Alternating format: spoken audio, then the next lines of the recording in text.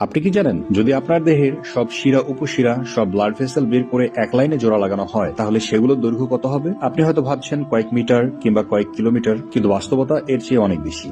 Medical science বলে মানবদেহে লাখ লাখ কোটি কোটি ছোট বড় রক্তনালী রয়েছে, যা শরীরের প্রতিটি কোষ, প্রতিটি অঙ্গ, এমনকি প্রতিটি আঙ্গুলের ডগা পর্যন্ত বিস্তৃত। যদি এগুলোকে একসাথে জোড়া লাগানো হয়, তাহলে এর মোট দৈর্ঘ্য হবে প্রায় 60,000 মাইল, অর্থাৎ প্রায় 1,00,000 কিলোমিটার। মানে আপনি যদি নিউ ইয়র্ক থেকে শুরু করেন, তাহলে এই রক্তনালীগুলো গ্র্যান্ড ক্যানিয়ন পর্যন্ত পৌঁছে যাবে, তারপর প্যাসিফিক মহাসাগর পাড়ি দিয়ে জাপান, এশিয়া, ইউরোপ পেরিয়ে আবার নিউ ইয়র্কে ফিরে আসবে, এবং শুধু একবারই নয়, এ পথে 2 থেকে 4 বার যাওয়া আসা করতে পারবে।